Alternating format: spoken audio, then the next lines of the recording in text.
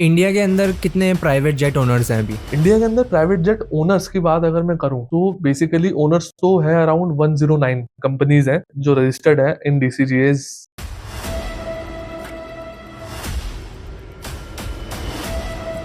कि अगर मुझे कहीं ट्रैवल करना है, स्पेसिफिकली डोमेस्टिक ट्रैवल मुझे करना है, तो कैसे मैं एक प्राइवेट जेट रेंट आउट कर सकता हूँ? अब बात करें अगर अपन एयरक्राफ्ट परचेस करने की तो परचेस का स्टार्ट होना लेट्स से अभी जो इंडिया में सबसे ज्यादा चलने वाला एयरक्राफ्ट है it's called king air B200। King air B200 जो है उसकी कॉस्टिंग स्टार्ट होती है फ्रॉम $3 million।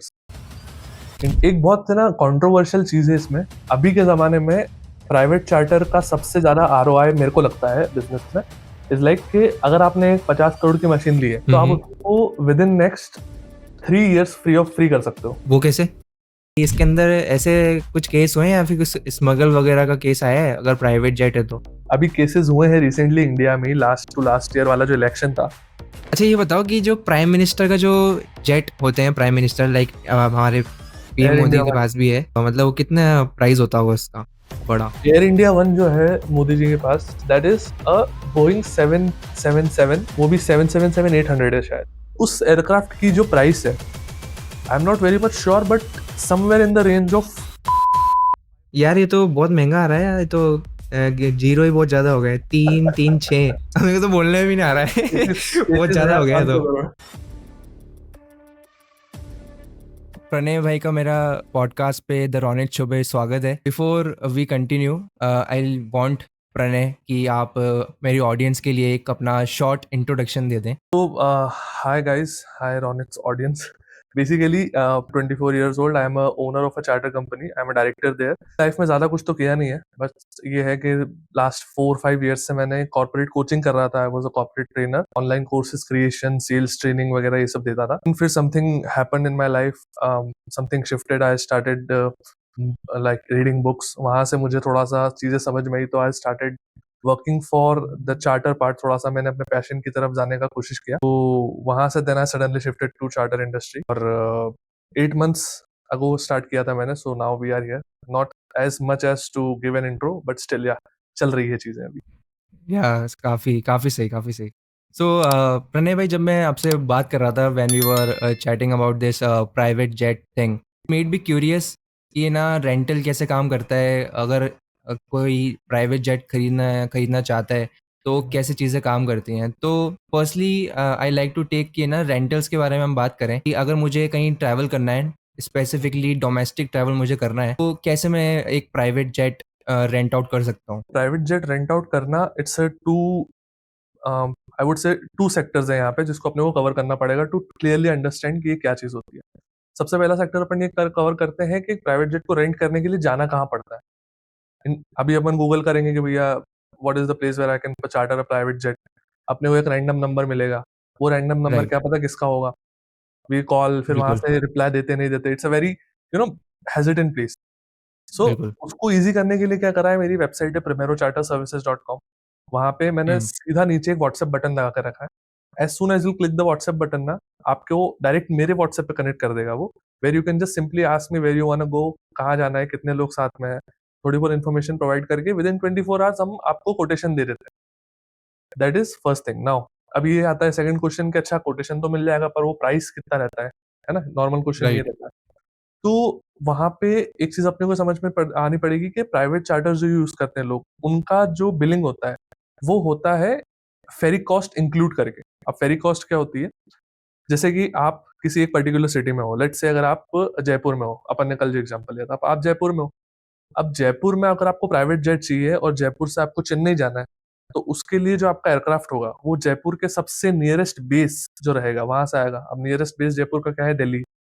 तो दिल्ली से एयरक्राफ्ट आएगा, जयपुर आने में दिल्ली में लगता है 1 आवर। 1 आवर से आप जयपुर आया, जयपुर के बाद वो जाएगा चेन्नई।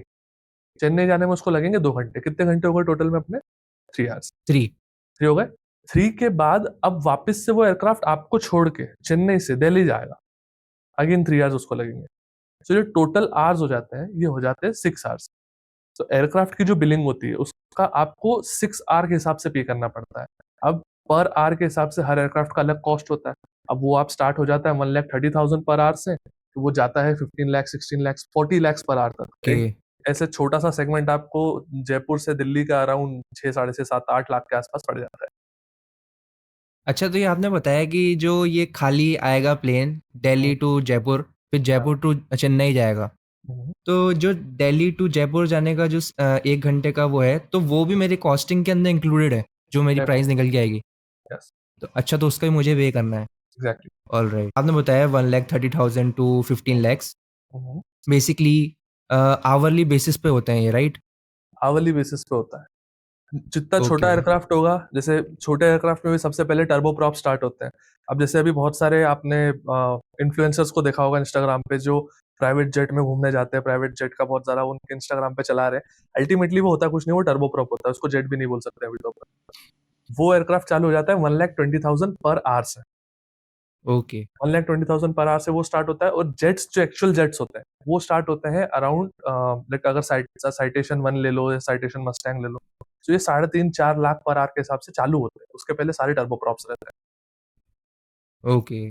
काफ़ी प्रीमियम है, मतलब ऐसा कुछ ये मानता हूँ कि जो प्राइवेट जेट्स के लिए रेंट आउट करने वाले हैं, तो उनके लिए मतलब टाइम इज़ मनी। तो आई थिंक वही वाले ज़्यादा जॉनरा के लोग जो हैं ऑप्ट करते होंगे रेंट आउट करना। Am I right? Definitely time is more valuable than money उन लोगों के लिए। मतलब वो बहुत ज्यादा अमाउंट ऑफ मनी स्पेंड कर सकते हैं to save a very little amount of time, and that's the reason. Okay. Majorly जितने भी सी लेवल एग्जीक्यूटिव्स हैं, पॉलिटिशियंस हैं, बड़े बड़े बिजनेसमैन हैं, दे अंडरस्टैंड कि okay, time is much more valuable जितना मनी है। तो जैसे मैं पूछना चाहूँ कि जैसे अगर मैं रेंट आउट कर रहा हूँ, तो उसके अंदर मुझे वीज़ा करवाने की और टिकट लेने की ज़रूरत है? आपको अगर रेंट आउट करना है फॉर इंटरनेशनल चार्टर्स, तो आप लोग क्या करते हैं ना, आप डायरेक्टली जाके सिर्फ आपके ऑपरेटर, अब जैसे इसमें भी दो सेगमेंट होते हैं, आप किसके पास जा रहे हो। दो टाइप के लोग होते हैं जो चार्टर इंडस्ट्री में काम करते हैं। एक होते हैं एग्रीगेटर्स, एक होते हैं ऑपरेटर्स। ऑपरेटर्स वो लोग होते हैं, तीन होते हैं एक्चुअली: एग्रीगेटर्स, ऑपरेटर्स और ओनर्स। एग्रीगेटर कौन होते हैं? चार्टर ब्रोकर्स, जो किसी से चार्टर लेके आपको प्रोवाइड कर देंगे, they are the broker person. Operators कौन होते हैं? जिनका खुद का मैनेज करते हैं जो चार्टर्स। लेट से मेरे पास एक कैपेबिलिटी है कि मैं 4 लोगों के चार्टर्स मैनेज कर सकता हूँ। अब अगर हुँ, कोई ऐसा पर्सन होगा जिसने 50, 60, 70, 80 हजार करोड़ की, सॉरी, 50, 60, 70, 80 करोड़ की एक मशीन ली है, और उस हुँ, मशीन को रन करने के लिए उसके पास टाइम नहीं है, उसको हफ्ते में 3 बार जाना होता है या 2 बार जाना होता है, तो एक हफ्ता बैठे बैठे तो वो खराब हो जाएगी, तो वो दे देते हैं ऑपरेटर्स को, to maintain it and to run it on charter. तो वो हो गए ऑपरेटर्स। और जो खरीद के रखा है वो हो गया ओनर। आप अगर एक ब्रोकर के पास जाते हो, सो ब्रोकर आपको कनेक्ट कर देता है ऑपरेटर से, आपको पर्टिकुलर अमाउंट ऑफ अपना कमीशन लेके आपको चार्टर बुक प्रोवाइड कर देता है। मेजॉरिटी कमर्शियल ऑडियंस को जो एक्सेस रहता है, वो ऑपरेटर्स का, सॉरी, वो एग्रीगेटर्स का रहता है, जो ब्रोकर्स होते हैं उनको। ऑपरेटर्स बहुत ज्यादा इजीली एक्सेसिबल नहीं रहते। ऑलराइट। बेसिकली जैसे आपने मेरा एक जो नेक्स्ट इसके अंदर आने वाला था, यही वाला सवाल था कि मतलब जब वो आइडियल खड़ा रहता है, लाइक अगर इन केस अगर अपन बात करेंगे, कोई प्राइवेट जेट ओनर है एंड उसने जो है उसको दिन भर ट्रैवल नहीं करना होता है, कुछ कुछ टाइम पीरियड के लिए उसका प्लेन जो है आइडियल पड़ा रहता है, तो उस एग्जैक्टली, सिचुएशन के अंदर वो किसी एजेंसी या फिर किसी ब्रोकर से बात कर सकता है, सो दैट वो उसको चैनलाइज कर सके उस टाइम को भी, राइट? डेफिनेटली ऑपरेटर्स को कनेक्ट कर सकता है। और ऑपरेटर यूजुअली वो लोग रहते हैं जो, जिनका नेटवर्क बहुत स्ट्रांग रहता है। तो उनके नेटवर्क में बहुत सारे ऐसे लोग रहते हैं जिनको फ्रीक्वेंटली जरूरत पड़ती रहती है। तो they create a company operator के नाम से, and then will they operate the aircraft, और उसका अपना मार्जिन ले लेते हैं वो लोग। ऑपरेटर को अपना मार्जिन मिल जाता है, ओनर को उसका मार्जिन मिल जाता है, everyone is. Hmm. Like machines का इफ ये आई टॉक रहता है कि अबाउट कि जितना, सॉरी, हाँ, मशीन्स का बताओ। ये रहता है कि जितना ज्यादा चलती है उतना ज्यादा चीप रहती है वो, उतना आपको कम कॉस्ट करेगी। जितना खड़ी रहेगी उतना ज्यादा कॉस्ट करेगी वो।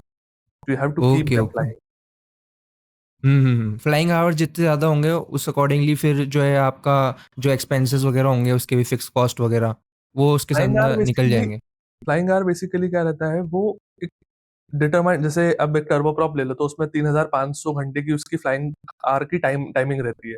उसका इंजन का लाइफ स्पान रहता है 3,500 घंटे के बाद आपको you have to change the engine. 3,500 घंटे आपको उसको जितना जल्दी हो पाए उतना जल्दी करना है। उसका एक मतलब एक बहुत एक ग्राफ रहता है कि जितना एफिशिएंटली और जितना अर्ली हो पाए उतना अर्ली आप करोगे उसको, तो आपका जो फिक्स्ड कॉस्ट है वो इजीली आप मैनेज कर पाओगे।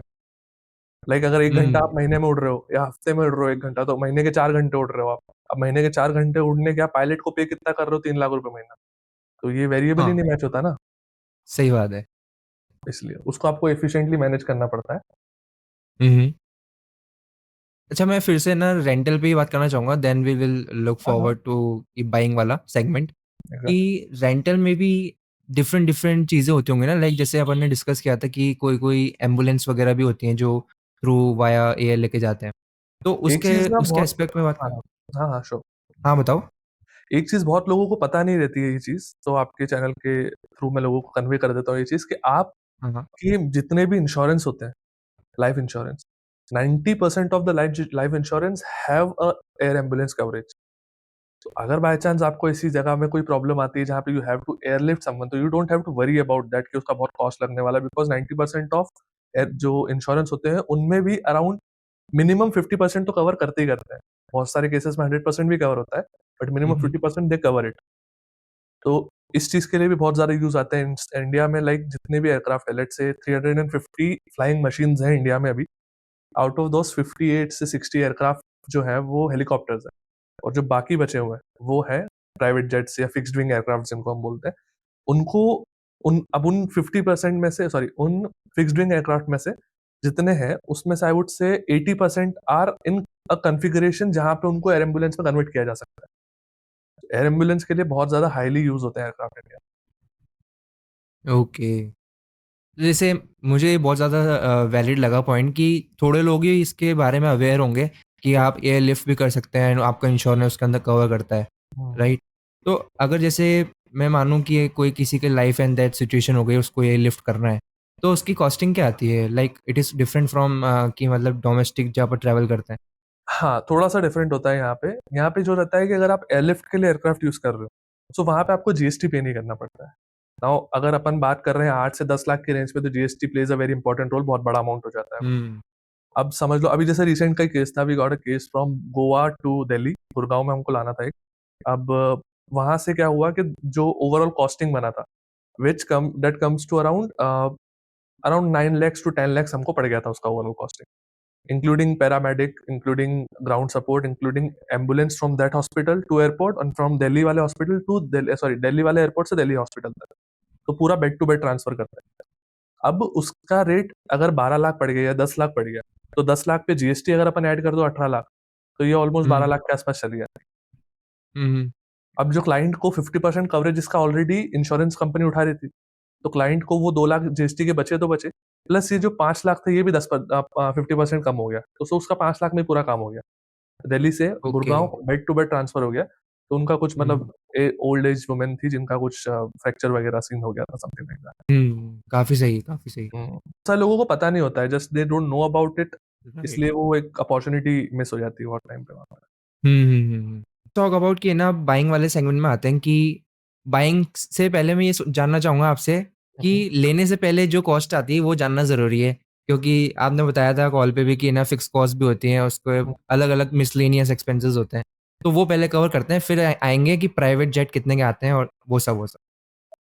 देखो, इसमें सबसे पहले अपन इसको कवर करने के लिए अपन ये देखेंगे कि मंथली से ज़्यादा ईयरली अपना एक्सपेंस कितना बैठता है प्राइवेट जेट को हायर करने के लिए, क्योंकि वो ऑलमोस्ट सिमिलर ही बैठता है सारे केसेस में। सबसे पहले यू हैव टू पे फॉर अ पायलट। पायलट की सैलरी कम से कम 3 से 2 से 3 लाख रुपए महीना आपको देनी ही देनी पड़ती है। आप उसको जितना भी यूज़ कर रहे हो। Then comes the crew. Crew को भी अराउंड आपको 60-50,000 से 1 लाख के आसपास पर मंथ पे करना पड़ रहा है, या फिर उनको आप पर आवर के भी उस पे भी कर सकते हो, जितने घंटे वो वहाँ पे काम कर रहे हो उसके हिसाब से भी आप पे कर सकते हो क्रू को। Then comes the maintenance part. ये बहुत इंपॉर्टेंट हो जाता है। अब आपका एक ईयर में आपका एयरक्राफ्ट कितना उड़ रहा है, वो उस पे डिपेंड करता है कि आपका मेंटेनेंस कितनी जल्दी आएगा या कितनी फ्रीक्वेंटली आएगा। क्योंकि इसमें क्या होता है, लाइक जो डीजीसीए रहता है, उसका पर अमाउंट ऑफ आवर्स एयरक्राफ्ट कितना उड़ा है और एयरक्राफ्ट को परचेज़ हुए कितना टाइम हो गया है। उसमें लाइक जैसे 20 आवर्स इंस्पेक्शन है, सॉरी, 250 आवर्स इंस्पेक्शन होता है, 500 आवर्स इंस्पेक्शन होता है। तो अलग-अलग घंटों के हिसाब से इंस्पेक्शन होता है। उसका कॉस्ट एक अलग चले जाता है। देन फिर फ्यूल कॉस्टिंग तो है ही, एमआरओ का कॉस्ट अलग आ जाता है। ऐसे करते-करते आई वुड से एक छोटे एयरक्राफ्ट को मैनेज करने के लिए you have to have around what से 1 सीआर अ ईयर के आसपास, उसके नीचे आ जाएगा आपका टू मेंटेन इट। तो मेंटेनिंग हाँ, it is a big thing. ठीक है। अब बात करें अगर अपन एयरक्राफ्ट परचेस करने की, तो परचेस का स्टार्ट होना, लेट्स से अभी जो इंडिया में सबसे ज्यादा चलने वाला एयरक्राफ्ट है, जो बहुत ज्यादा ट्रैवल लोग प्राइवेट चार्टर के लिए भी करते हैं उसको, और उसको यूज करते हैं एयर एम्बुलेंस के लिए भी, it's called king air B200। King air B200 जो है, उसकी कॉस्टिंग स्टार्ट होती है फ्रॉम $3 million। अभी नए आने बंद हो गए हैं, सो अपन पुराने वाली बात करते हैं। इसमें यूजुअली क्या होता है, 40 साल तक कोई एयरक्राफ्ट पुराना नहीं होता है, वो चलता है। सो 24 करोड़ के समथिंग, तो 24-25 करोड़, है ना? 24-25 करोड़ के आसपास। Okay, three okay. Million dollars अच्छा। या $3 million। Alright, alright. हुँ। 3 मिलियन डॉलर से स्टार्ट होता है वो। और वहां पे अपन $3 million पे अगर बात कर रहे हैं, तो वो जो एयरक्राफ्ट $3 million का आता है, वो आता है 1990 मॉडल, 1990 से लेके 2000 के बीच में मिलेगा आपको। हाँ, इट्स हाँ। Already been run for like 25 years, और वो नेक्स्ट 25 years और चलने के लिए रेडी है, ऐसा।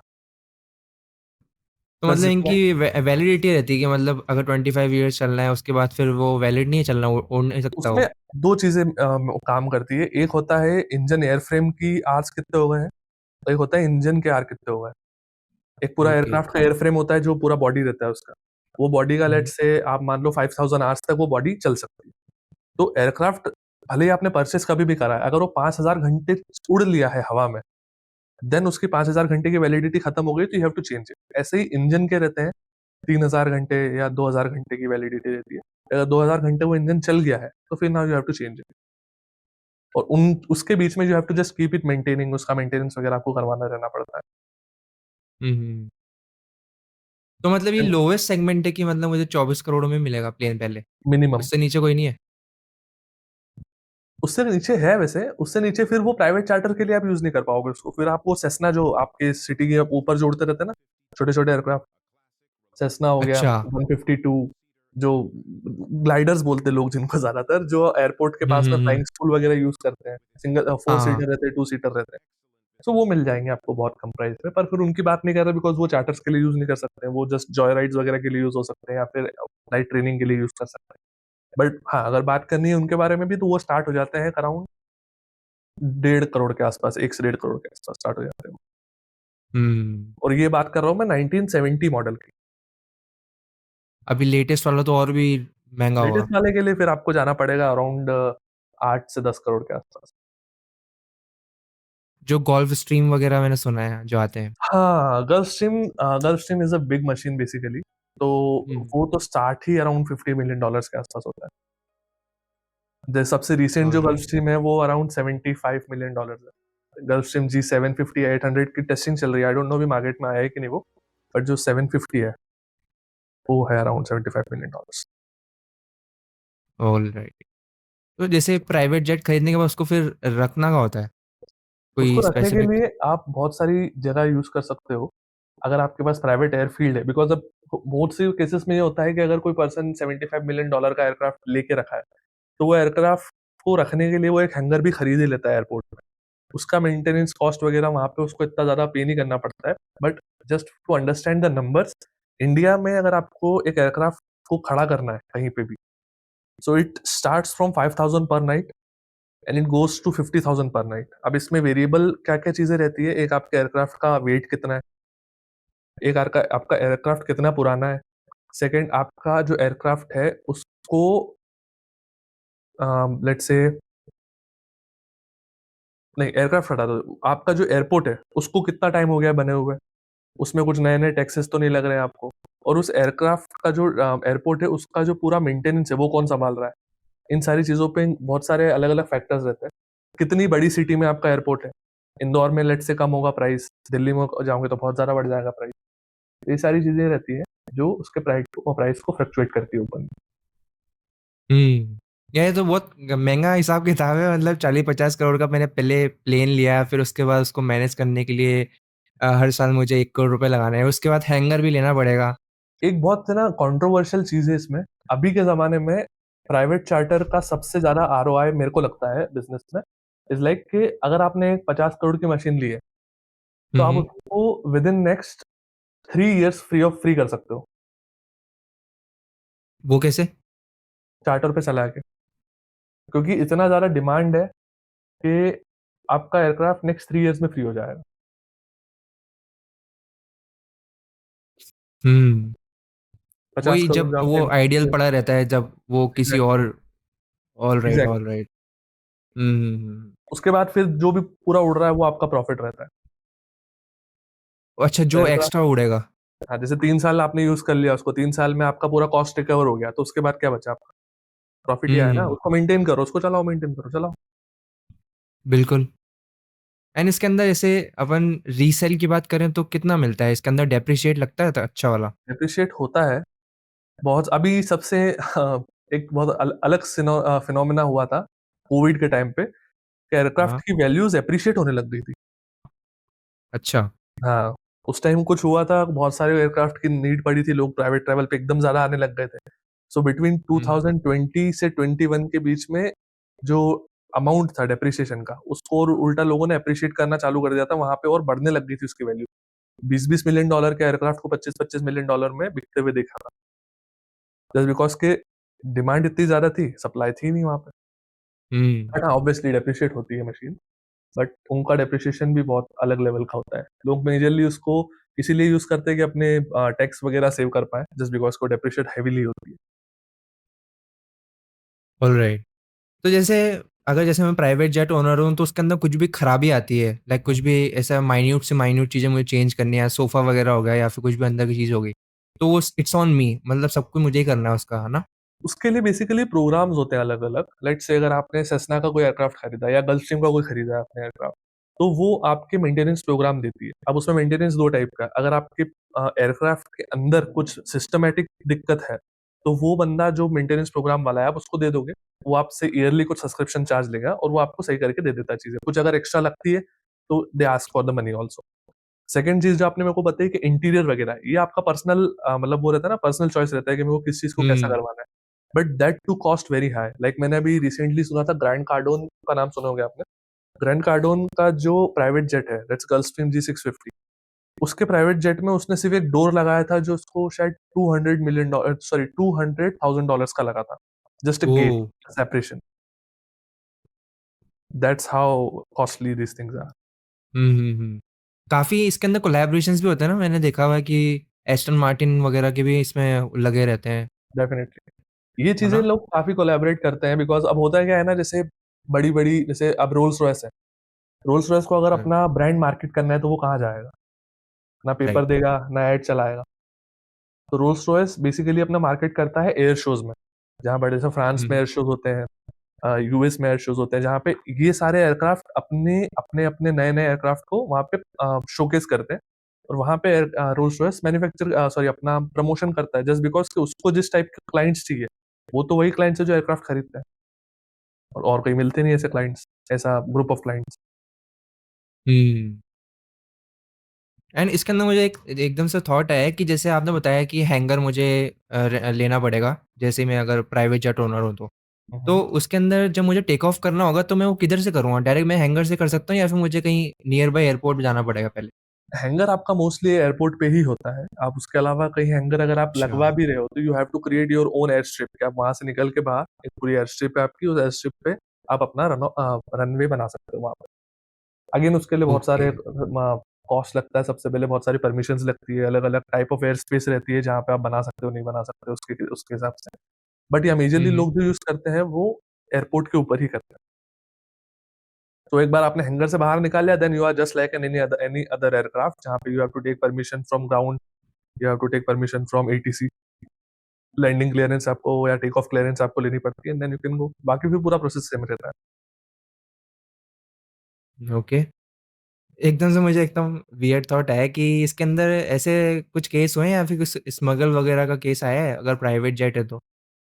यार प्राइवेट जेट वाले पता है मोस्टली लोग स्मगल नहीं करते हैं, they already have so much money, why they will smuggle. Hmm, but hmm. हाँ, अभी केसेस हुए हैं रिसेंटली इंडिया में, लास्ट टू लास्ट ईयर वाला जो इलेक्शन था, उस इलेक्शन में there were some big names who were caught transferring money, huge amount of money through aircraft.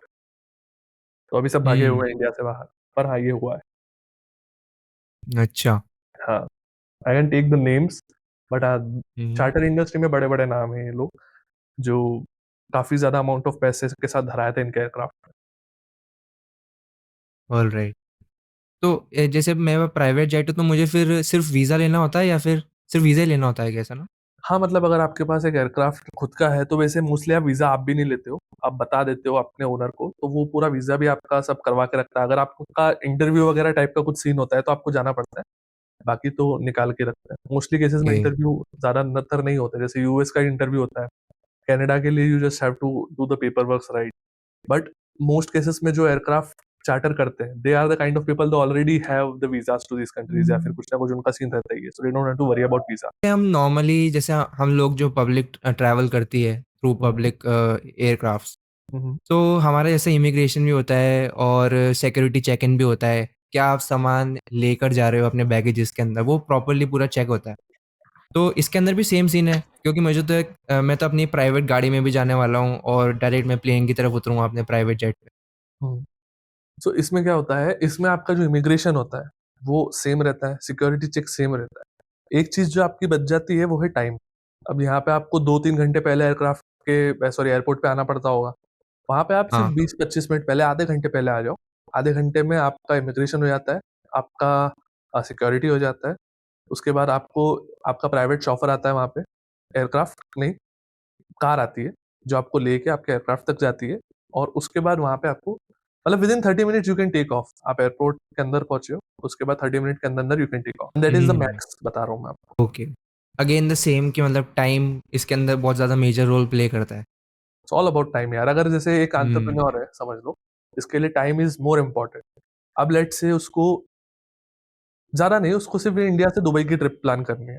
अब उसका टाइम कितना इन्वेस्ट हो रहा है, आप ये समझो ना वहाँ पे, कि उसको सबसे पहले 3 हुँ, घंटे एयरपोर्ट पे लगेंगे, फिर 4 घंटे फ्लाइंग के लगेंगे, फिर 3 घंटे वापस उधर वाले एयरपोर्ट पे लगेंगे। 2 घंटे मान लो, 3 नहीं तो निकलने के लिए बाहर। कितना हो गई ये? 3 और 3 6 और 2 8 घंटे। 8 घंटे को उसने कम करके सिर्फ 3 घंटे पे लिया है, जो कि उसका 3 घंटे की फ्लाइंग है और आधा घंटा हुँ। इधर, आधा घंटा उधर उसका इमिग्रेशन वगैरह है। तो ये 4 घंटे में वो 50% अपना टाइम सेव कर लिया है। प्लस सेकंड बड़ी बात कि एयरक्राफ्ट के अंदर अगर वो इकोनॉमी या फिर प्राइवेट सॉरी इकोनॉमी या फिर बिज़नेस क्लास भी ले रहा है, तो he has a lot of people around him. तो आपका एयरक्राफ्ट जब पर्सनल होता है तो you have your own freedom. आप अपने टाइम के हिसाब से, अपने एयरक्राफ्ट के हिसाब से वहाँ कुछ भी कर सकते हो। वो ऊपर का टाइम भी आप 4 घंटे प्रोडक्टिवली यूज़ कर सकते हो, ज़्यादा as compare to the commercial airliner. कि अगर जैसे क्रू के बारे में डिस्कस करें तो क्रू हुँ। कितना रिक्वायरमेंट रहता है प्राइवेट जेट के अंदर? यार एक क्रू बहुत होता है, just to take care of yourself या आपके फैमिली मेंबर्स वगैरह हैं तो। If you want more, more भी आ जाते हैं इसमें कुछ, बट अब अंडरस्टैंड इट लाइक दिस कि एक जो बड़ा एयरक्राफ्ट होता है लाइक A320 हो गया या बोइंग 737 हो गया, जो अपन नॉर्मली देखते हैं उड़ते हुए, उसमें अराउंड 200 पैसेंजर्स होते हैं। 200 पैसेंजर्स के लिए 5 क्रू होते हैं। 5 से 10 होते होंगे ज़्यादा से ज़्यादा। तो हुँ, अपने लिए तो एक it's more than enough. Depend करता है एयरक्राफ्ट पे, पायलट्स का एयरक्राफ्ट पे डिपेंड इसलिए करता है बिकॉज़ बहुत सारे एयरक्राफ्ट जो रहते हैं ना, वो 2 पायलट कॉन्फ़िगरेशन के रहते हैं। कुछ एयरक्राफ्ट होते हैं जो सिंगल पायलट कॉन्फ़िगरेशन पे रहते हैं। जितना छोटा एयरक्राफ्ट होता है, उसपे 1 पायलट आ सकता है, पर जैसे-जैसे एयरक्राफ्ट बड़ा होने लगता है, अब जैसे इसमें प्राइवेट जेट में क्या वैरायटी रहती है। वेरी स्मॉल प्राइवेट जेट होते हैं, उसके बाद होते हैं मीडियम साइज़ जेट होते हैं, उसके बाद होते हैं सेमी मीडियम या फिर उसको सेमी हेवी बोलते हैं और एक होते सो हैं हेवी मीडियम। कैपेसिटी पे आप बता सकते हैं? लाइक कितना कैपेसिटी होता है? अब अपन अगर बोल दें स्मॉल जेट्स की, तो स्मॉल जेट्स में आते हैं साइटेशन मस्टैंग हो गया, प्रीमियर 1 हो गया या फिर ये B200 हो गया, जो 4 टू 6 पैसेंजर्स कैरी कर पाते हैं। मीडियम साइज़ जेट पे अपन जाते हैं तो वहाँ 8 टू 10 पैसेंजर्स हो जाते हैं।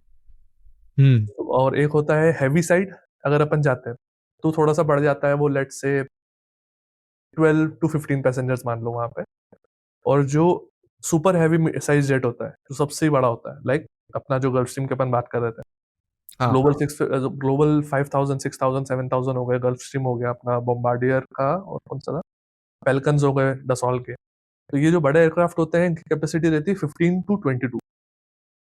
अगेन वो कॉन्फ़िगरेशन पे डिपेंड करता है कि इंसान ने पीछे की जगह पे 5 बंदों की सीटें हटा के पूरा एक पलंग ही डाल दिया है, तो फिर वहाँ पे 2 बंदे ही दिख पाएँगे पलंग पे। तो अलग-अलग मतलब पूरा कॉन्फ़िगर करके रखते हैं। कस्टमाइज़ेबल होता है, मतलब आप अपनी तरफ से पूरा डिज़ाइन कर सकते हो क्राफ्ट जो है। आप $70 मिलियन डॉलर की चीज़ या $50 मिलियन डॉलर की चीज़ ले रहे हो, तो आपको उसमें कस्टमाइज़ेशन का ऑप्शन बहुत ज़्यादा मिलता है। Like you can do whatever you want. Hmm, hmm, hmm, hmm, got it. अगर क्रू अगर जैसे प्रेफरेंस मुझे करनी हो तो वो कर सकते हैं, या फिर जो क्रू आना होता है बस वो आ सकता है? अगर आपका खुद का प्राइवेट जेट है तो आप कुछ भी कर सकते हो उसके अंदर। मेरा जेट है, मैं कुछ भी करूंगा। अगर आपने सही। उसको हायर करा है तो फिर you hmm. Have to go with the operator कि भाई ऑपरेटर ये पर्सन भेज रहा है तो फिर I have to work with them. आप उनसे रिक्वेस्ट कर सकते हो कि यार if I want to have someone जो मेरा खुद का भाई है जैसे जो चार्टर चलाता है, तो और उसके पास वैलिड यू नो क्या बोलते हैं उसको क्वालिफिकेशंस होगी, वैलिड क्वालिफिकेशंस, तो फिर वो कर सकता है। But it's just about the understanding between you and the operator. काफी इंटरेस्टिंग है। बाकी इंडिया के अंदर कितने प्राइवेट जेट ओनर्स हैं अभी? इंडिया के अंदर प्राइवेट जेट ओनर्स की बात अगर मैं करूं तो बेसिकली ओनर्स तो है अराउंड 109 कंपनीज हैं जो रजिस्टर्ड है इन डीसीजीएज नॉन स्केड्यूल्ड फ्लाइंग ऑपरेटर्स। अब इसमें भी क्या होता है, दो टाइप की चीजें होती है, एक होता है स्केड्यूल्ड फ्लाइंग ऑप्स, एक होता है non scheduled flying ops. Scheduled flying ops क्या करती है, जो कंपनीज होती है लाइक अपने इंडिगो हो गई, जिनके एयरक्राफ्ट स्केड्यूल्ड रहते हैं ऑलरेडी। हाँ। इंडिगो हो गई, अकासा हो गई, वहां पे एयर इंडिया हो गई है, स्पाइस जेट हो गई है। नॉन स्केड्यूल ऑप्स जो रहते हैं वो छोटी कंपनीज होती है जो चार्टर करती है, जिनके स्केड्यूल नहीं रहते हैं, जिनको जब बताया उस टाइम जाना रहता है। जो नॉन स्केड्यूल वाला पार्ट है उसके अंदर अराउंड 110 कंपनीज रजिस्टर्ड है। ऑब्वियसली बहुत सारी कंपनीज के पास एक एयरक्राफ्ट है, पर बहुत सारी के पास पांच पांच छह छह सात सात दस दस भी है। तो टोटल नंबर ऑफ एयरक्राफ्ट की अगर अपन बात करें तो इंडिया में है अराउंड 350 एयरक्राफ्ट, जिसमें हेलीकॉप्टर्स और एयरक्राफ्ट इंक्लूडेड है। हेलीकॉप्टर्स को उनकी लैंग्वेज में बोलते हैं रोटरी विंग्स, और एयरक्राफ्ट को बोलते हैं फिक्स्ड विंग। रोटरी विंग्स है अराउंड 60, फिक्स्ड विंग्स है 300 माइनस 60 जो भी रहता है। All right. नाउ अपन ने डिस्कस करा कि आपने बताया कि 315 जो है उसके अंदर एयरक्राफ्ट्स हैं जिसके अंदर हेलीकॉप्टर्स एंड प्राइवेट जेट्स वगैरह आते हैं। ठीक हम्म। है। अब ये बताओ कि बेसिकली कोई आम बंदा तो लेगा नहीं, ऑफ कोर्स उसका एक प्रोफाइल होगा, वो बहुत ज़्यादा एलीट मेंबर्स में से आएगा अपने ग्रुप में। तो ऐसा है कि मतलब खरीदने से पहले वो बैकग्राउंड चेक करते हैं? ऊपर लेवल पे अगर अपन जा रहे हैं तो थोड़ा सा वो करते हम्म। हैं। पर अगर आपके पास पैसा रखा है कि भाई देख तेरे को $50 मिलियन चाहिए, मेरे पास $50 मिलियन ही अकाउंट में है, तो उनको बेचने हैं, बस उनको कुछ सीन थोड़ी है उसका। ऐसा सीन है, वो मतलब ऐसा चेक नहीं करेंगे कि इसका सोर्सेज क्या आएगा। जैसे सपोज एक सिनेरियो ले लेते हैं कि मैं इलीगल चीज़ें बेचता हूँ और उसी का मेरा बिजनेस है। अब मेरे इजीली 50 मिलियन 100 मिलियन साल भर का पूरा हो जाता है रेवेन्यू। तो मैं जस्ट नाउ क्या बोलते हैं किसी उसके पास जाऊँगा जो भी डील करता हो प्राइवेट जेट्स के अंदर, एंड उसको बोल दूँ कि भाई मुझे खरीदना है इतने मिलियन का। सो उस केस के अंदर मेरे को वो करेगा क्रॉस चेक कि क्या करते हो आप पहले? मोस्ट प्रोबेबली यस करेगा वो। बट अभी हम्म। मेरा ऐसा कुछ सिनेरियो से पाला पड़ा नहीं है। बट अगर मैं हाँ। तुम्हारी जगह पे होऊंगा तो मैं यही करूंगा कि मैं उस पर्सन से पैसे ले लूंगा, पर हम्म। उसका बैकग्राउंड चेक करके उसको एयरक्राफ्ट दे भी दूंगा कि भाई देख, मेरे को पता है कि तू ओसामा बिन लादेन का छोटा भाई है, पर कुछ दे दे मेरे को। और मेरे मेरे हाँ। हिसाब से मेरी टर्म्स पे चलेगा हवाई जहाज, तेरी टर्म्स पे नहीं चलेगा। ओह अच्छा, उसके अंदर आपने क्लॉज डाल दिया कि भाई ये सीन रहेगा। तो ऐसा होता है कि जैसे लेट्स सपोज आप ही एक कंपनी हो जिससे मेरे को जेट खरीदना है। कुछ भी अगर मैं प्राइवेट अपना जेट चला रहा हूँ उसके अंदर कुछ भी ऐसा इलीगल पाया जाता है या फिर कहीं मैं पकड़ा जाता हूँ, तो हम्म। जो बेचने वाला है उसका वो खत्म हो गया वहां से रोल, बस अब वो उसके अराउंड में नहीं है सीन, या उस पे यार भी इसमें आएगी बात? जैसे एग्जांपल लेते हैं अपन, लेट फॉर एन एग्जांपल कोई सी कंट्री है जहाँ पे मैरिजुआना जो है वो लीगल है, हाँ। तो तुम उस बिल्कुल। कंट्री से लेके तो आ गए, चलो किसी तरीके से तुमने हवाई जहाज में डाल दिया उसको। अब हाँ। तुम्हारी कंट्री जो इंडिया है वहां तो इलीगल है वो, तो हम्म। वहां से निकलते टाइम अगर पकड़ाया तो फिर you will go to jail. अब वो जिसने बेचा था उसका तो कोई सीन ही नहीं, क्योंकि उसकी कंट्री में तो लीगल है। अच्छा। हाँ। समझा। इंटरेस्टिंग है ये तो क्वेश्चन मतलब बहुत लोगों बहुत का कुछ। आता है कि भैया इसमें गांजा हम्म। लेके जा सकते हैं कि नहीं ला सकते। बिल्कुल। मैंने यार कहा अगर तुमको अलग जहाज लेना हो अलग तो तुमको तरीके के गांजा बिकता ब्रांडेड है। लोग हैं। हाँ हाँ, सबको मतलब मैंने जितने मेरे जो फ्रेंड्स ग्रुप था, अभी हम्म। रिसेंटली मैं इंस्टा का कुछ कंटेंट बनाने के लिए मैंने मेरे फ्रेंड ग्रुप से पूछा था, उनसे जो मैंने पूछा उनने सिंपल क्वेश्चन पूछा कि यार भाई प्राइवेट जेट की बात करो तो what comes to your mind. इतने अजीब अजीब हम्म। क्वेश्चन आए। प्राइवेट जेट में गांजा लेके जा सकते हैं, उसमें नहा सकते हैं, उसमें बाथटब लगा सकते हैं। पर ठीक है, दैट इज ऑल्सो वो ऐसे आंसर्स हैं जो लोगों को सुनने की इच्छा रहती है, तो इसलिए मैंने लिख के रखे हैं, आई शूट देम आल्सो। वो तो फिर आप ही हो, जो भी है आपका पूरा प्राइवेट जेट है, जो भी कर हाँ। रहे हो आपके ऊपर है। उसमें कंपनी में कुछ सीन नहीं है। नहीं, उसमें भी अगर आपका खुद का प्राइवेट जेट है फिर भी आपको बहुत सारी चीजें जो रहती है वो एयरक्राफ्ट की जो कंपनी है उसके लॉस के हिसाब से करनी रहती है। सेकंड, आपका जो पायलट है उसके कंफर्मेशन के हिसाब से करनी रहती है। अगर जैसे आपने एयरक्राफ्ट खरीद भी लिया है और उसमें आपने सोचा है कि यार चलो मैं इसमें 3 टायर लगे हैं नीचे, मैं 6 लगा लूँगा, तो वो आप नहीं कर सकते, बिकॉज़ उससे क्या होगा, एयरक्राफ्ट की जो परफॉर्मेंस है वो खराब होगी, आप बाद में कंपनी के माथा हुँ, होगे, है ना? या तो फिर हुँ। पायलट को जिस तरीके से उड़ाना है, पायलट इज़ अल्टीमेटली हवाई जहाज का जो मेन पर्सन इन कमांड रहता है, वो पायलट होता है। उड़ने के बाद पायलट अगर ओनर को भी बोल रहा है कि चुपचाप पीछे बैठ, तो फिर उसको बैठना पड़ेगा। अच्छा, मतलब वो पायलट को बोल देगा कि भाई तू पीछे उड़, मैं चलाऊँगा, कर नहीं, सकता नहीं, है? अगर पायलट ओनर को बोलता है कि भाई तू चुपचाप पीछे अच्छा, बैठ, तो ओनर अच्छा। को यूँ नहीं, ओनर ये नहीं कर सकता कि अरे जा इधर से, मेरा जहाज है। उसको चुपचाप बैठना पड़ेगा। ऑलराइट, अ, काफ़ी सख्ती है ये तो। बहुत सख्ती है। पर अगेन सख्ती है तो सेफ्टी भी है। अगर जैसे क्रू का कुछ भी निकलता है, लेट्स सपोज़ क्रू जो है किसी केस के अंदर आ जाता है, तो उस पे मेरे ऊपर कुछ होएगा लीगल एक्शन? हाँ, आप आओगे तो सही उसके घेरे में। अब ऑब्वियसली वो आपकी मिस्टेक है या नहीं है वो तो बाद में डिपेंड होगा, बट हाँ, आपके ऊपर भी वहाँ पे स्कोप तो आएगा कि भाई तुम क्या कर रहे थे? अच्छा। बट कोइंसिडेंटली प्राइवेट चार्टर वाले जो पूरा माहौल रहता है ना, इसमें इस लेवल पे नहीं होती चीजें। वो तो इंडिया में इलेक्शन के चक्कर में, अभी पिछली बार जो मैं आपको बता रहा था, वो एक सीन सामने आया था, बट मेरे सामने तो सिर्फ वही चीज आया है अभी तक, उसके अलावा कोई सा दूसरा सीन नहीं है। हुँ। आई थिंक बाहर तो ये सब चीज़ें होती होंगी। अब मैं एकदम से एक वियर्ड थॉट आ गया, ओनली फैन्स वाले जो होते हैं लोग, वो तो उनके लिए तो एक काफ़ी मज़ाक है, वो तो ओन भी करते होंगे इनमें से, हाँ, प्राइवेट जेट करते होंगे, वगैरह हैं। करते होंगे। बाहर के देशों में हाँ, थोड़ा सस्ता पड़ जाता है, इंडिया में टैक्सेस बहुत है ना। ये वाला भी एक्सपेक्ट कवर करते हैं कि इंटरनेशनल में मतलब मेजरली टैक्स की वजह से ही महँगा होता है यहाँ पे प्राइवेट जेट, राइट? दो चीजें होती है इंडिया में, एक है टैक्स ज्यादा है, दूसरा है मोनोपोली बहुत सारी है। टैक्स की वजह हुँ, से कॉस्ट ज्यादा होती तो होती है, मोनोपोली की वजह से वो चार्टर के कॉस्ट भी बढ़ा देते हैं। यूएस में क्या है कि वहां पे टैक्स तो कम है ही है, जो भी है एक्स वाई जी, बट वहां पे बहुत सारा कंपटीशन है। तो वो लोग क्या करते हैं, जो फेरी फ्लाइट्स है, ये लोग कर नहीं पाते हैं उसको एडजस्ट, क्योंकि हम लेट्स से समझ मेरे को न्यूयॉर्क से फ्लोरिडा जाना है ना, मैंने ऑरलैंडो का एयरपोर्ट लिया है। अब जेएफके से मेरे को ऑरलैंडो जाना है, और ऑरलैंडो से लेट्स से उसके पास में मायामी जाना है मेरे को। तो अब मैं ये सोचूंगा ना कि यार मेरे सबसे आसपास जो एयरपोर्ट है, वहां पे अगर कोई एयरक्राफ्ट ऑलरेडी खड़ा है, तो मैं उसी से बात कर लूं, रादर देन जेएफके से किसी को ऑरलैंडो बुलाने के लिए। और वहां पे हुँ, क्योंकि कंपटीशन बहुत ज्यादा है, यूएस में 22,000 एयरक्राफ्ट है, हुँ, इंडिया में 350 एयरक्राफ्ट है। प्राइवेट चार्टर की बात कर रहा हूँ मैं, एयरलाइनर्स तो हटा ही दो अभी इसमें।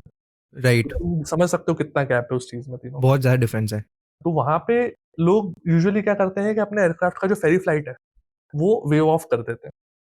हुँ, और अगर मैं एक ऑपरेटर हूँ और मैंने एक फ्लाइट करी है जेएफके से ऑरलैंडो की, तो मैं अपने एयरक्राफ्ट को ऑरलैंडो में ही खड़ा रखूंगा, मैं उसको इधर उधर नहीं ले जाऊंगा। और बहुत से चांसेस हैं कि नेक्स्ट 1 और 2 डेज के अंदर मेरे को कोई फ्लाइट ऑरलैंडो से मिल जाएगी कहीं और के लिए, या जेएफके के लिए। और अगर नहीं मिली, तो मैं उसको एम्प्टी लेग पे चढ़ा दूंगा। एम्प्टी लेग अगेन वही होता है कि ऑलरेडी एयरक्राफ्ट जो है वो ऑरलैंडो से जेएफके आ रहा है, तो अगर आपको बैठना है उसमें, तो आप बैठ जाओ। आप लेट से 30% ऑफ द कॉस्ट दे देना, तो वो चीप फ्लाइट्स मिल जाती है अपने को। ओके। मतलब जैसे अपने स्टार्टिंग में डिस्कस किया था कि जो दिल्ली टू जयपुर वो खाली प्लेन आ रहा है, तो उस समय कोई अगर मुझे क्लाइंट मिल जाता है तो वो उस पर ऑन बोर्ड कर सकता है? अगेन वहां पे वही बात होती है कि वो मोनोपोली है, तो अगर वो चाहेंगे कि भैया हम इस फ्लाइट को एमटीएलएक्स पे चढ़ा देते हैं, तो वो दे देंगे। वो बोलेंगे कि नहीं, आप मेरे को वापस से पे करो, जयपुर से सॉरी चेन्नई से दिल्ली आने का जितना लगता है, तो आपको पे करना पड़ेगा। क्योंकि ओके, कंपटीशन नहीं है ना, आप किसको फोन लगाओगे? तो जिसको फोन लगाओगे वो बंदा फिर बोलेगा क्या, भैया मेरा एयरक्राफ्ट तो मुंबई खड़ा है, मैं मुंबई से चेन्नई आऊंगा, और चेन्नई से फिर दिल्ली जाऊंगा, और फिर दिल्ली से मुंबई आऊंगा, तो आपको वैसे ही ज्यादा पड़ जाएगा कॉस्ट। राइट। इस सिक्योरिटी के अंदर क्या इसके अंदर सीन रहता है, लाइक इसके अंदर एक्स्ट्रा सिक्योरिटी रहती है प्राइवेट जेट्स में? डेफिनेटली एक्स्ट्रा सिक्योरिटी तो रहती है वहां पे। प्लस ये है कि सेफ्टी बहुत ज्यादा आपका एक मेन फैक्टर हो जाता है प्राइवेट में, क्योंकि अगेन आपका खुद का एयरक्राफ्ट है, और जितने लोग जो अभी कोविड के टाइम पे जो पूरा एक हुआ था ना, हेवायर हो गई थी चीजें, तो प्राइवेट चार्टर इंडस्ट्री इसीलिए बूम किया था, बिकॉज वहां पे आपका खुद का सेफ इन्वायरमेंट है आपके लिए। आप उसके अंदर अपनी हम्म। फैमिली के साथ सेफ हो, आप जो काम करना चाहो करो, नहीं करना चाहो पीछे बिस्तर रखा हुआ सो जाओ, मतलब अपनी नहीं, मैं लिए। इस कॉन्टेक्स्ट में पूछ रहा हूँ कि जैसे हमने देखा हुआ है कि पब्लिक फ्लाइट जो होती है उसमें कुछ ग्लिच हो जाता है, या फिर पास में ऐसे सिनेरियोज हुए हैं कि वहाँ पर जो है पूरा प्लेन जो है गिरते गिरते खाई में बचा है, तो जैसे एक्स्ट्रा पैराशूट वगैरह हो गए या फिर ऐसे कुछ टेक्निकल चीज़ें हो गई कि भाई एकदम से कुछ इमरजेंसी आई तो ऊपर जो है छत खोल के जो है निकल जाएगा बंदा और बच जाएगा, ऐसा कुछ सीन होता है? नहीं, एयरक्राफ्ट जो रहते हैं ये इतनी स्पीड से इतनी ऊंचे एल्टीट्यूड पे उड़ते हैं कि वहां हम्म। पे एयर प्रेशर के चलते आपको गेट खोलना या फिर ऊपर से खोलना इज इम्पॉसिबल। हम्म। तो वो तो भूल ही जाओ। दूसरी चीज ये होती है कि इनको इतना सेफ, इतना रेगुलरली इंस्पेक्ट इसीलिए किया जाता है कि ऐसी प्रॉब्लम्स ना आए। ये हो गई दूसरी बात। तीसरी बात क्या होती है कि लोग यूजुअली प्रेफर करते हैं मल्टी इंजन एयरक्राफ्ट। जो वीवीआईपी होते हैं ना, वो प्रेफर करते हैं hmm. Multi engine aircraft. Multi engine में क्या होता है, दो इंजन रहते हैं और one engine is capable enough to take an aircraft. अगर कोई इमरजेंसी हो जाती है तो it can take it to a nearest airport. Engine से भी काम हो जाता है, इसलिए और लोग दो इंजन जस्ट स्पेयर के लिए रखते हैं। सबसे ज्यादा जो यू नो दुर्घटना होती है वो होती है अपने हेलीकॉप्टर्स में, जो होते हैं सिंगल इंजन और जो होते हैं बहुत पुराने और इरेगुलरली मेंटेन। इतने सारी चीजें हम्म। जब मिक्स होती है एक साथ, तब जाके कोई एक हादसा होता है, जिसके होने के चांसेस बहुत कम होते हैं बिकॉज आजकल इतने ज्यादा अच्छे सेफ्टी सेफ्टी स्टैंडर्ड्स हैं इंडिया में भी कि अभी रिसेंटली ही मैंने एक लेट्स से अभी जो चुनाव हुआ था ना, उसी में एक हम्म। महाराष्ट्र में एक एयरक्राफ्ट क्रैश हुआ था। बट देन अगेन उसका जब इंस्पेक्शन पता चला तो it was very poorly maintain. तो अगेन गलती जो ओनर की है। तो if you choose a good operator, a good aircraft, तो फिर आपको सेफ्टी का कोई सीन ही नहीं है वहां पे, it's all good. Hmm. But again ये लाइक होता हेली। है। हम्म। हाँ बताओ।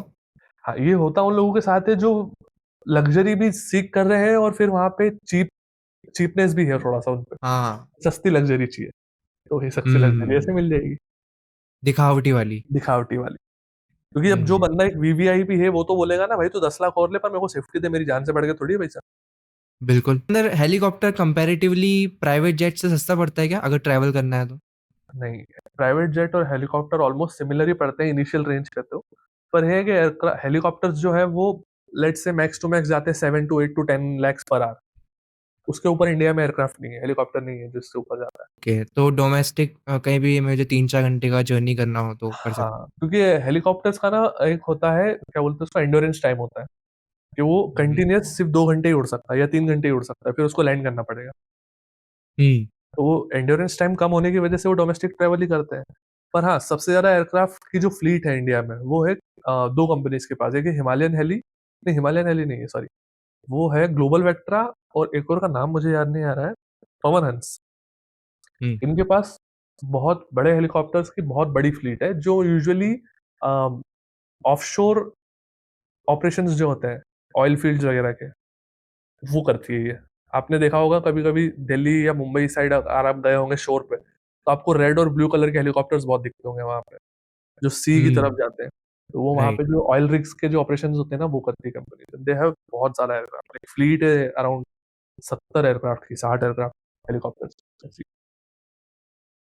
बट वो ऑब्वियसली वो इधर चार्टर में काम नहीं करते, वो उनका अलग ही काम है, तो उनको सेपरेट रखते हम्म।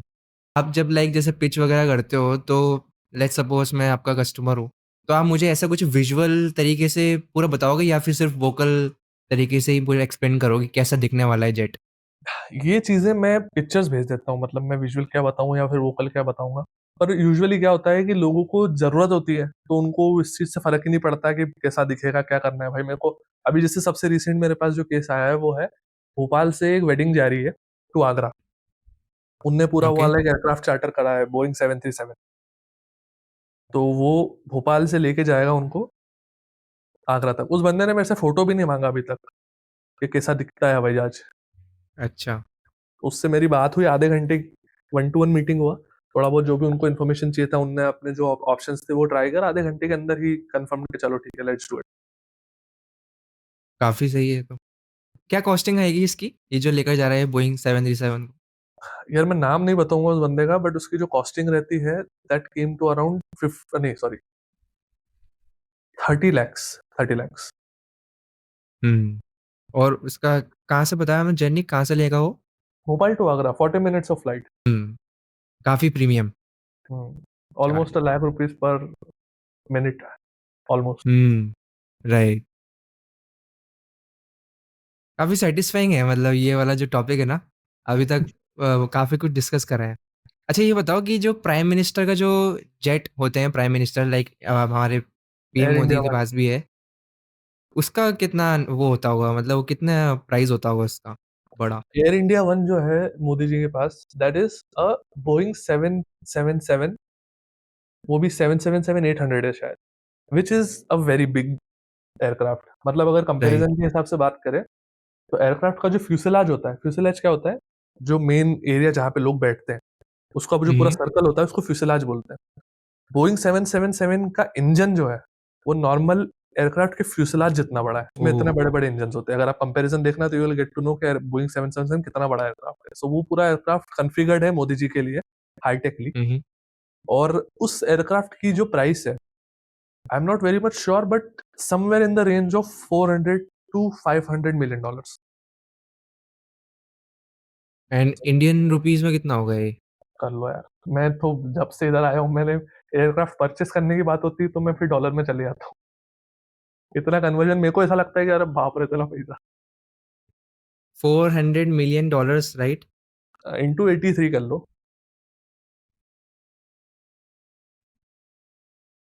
यार ये तो बहुत महँगा आ रहा है यार, ये तो ज़ीरो ही बहुत ज़्यादा हो गए। 3, 3, 6 और 7 ऑलमोस्ट 3358 करोड़ मेरे को तो बोलने में भी नहीं आ रहा है। बहुत तैतीस ज़्यादा हजार हो गया है पाँच सौ तो। करोड़ बहुत ज़्यादा हो गया है मतलब 3-4 हाँ, हज़ार करोड़ से ऊपर का हो गया है तो मामला। अरे 3-4 हजार करोड़ में तो कुछ नहीं होता। हुँ, वो एयरक्राफ्ट बहुत बड़ा एयरक्राफ्ट है। प्लस अगेन ये बात है कि फिर वो इंडिया का प्राइम मिनिस्टर भी है जो यूज कर रहा है, तो उसके लिए इट्स नथिंग। हाँ, ऐसी बात करो अगर अपन यूएस की, तो जो बिदेन के पास है वो है बोइंग 747, दैट हाँ, इज हाँ। Even bigger than this aircraft. Hmm, और वो बहुत ज्यादा, उसका नाम है एयरफोर्स वन।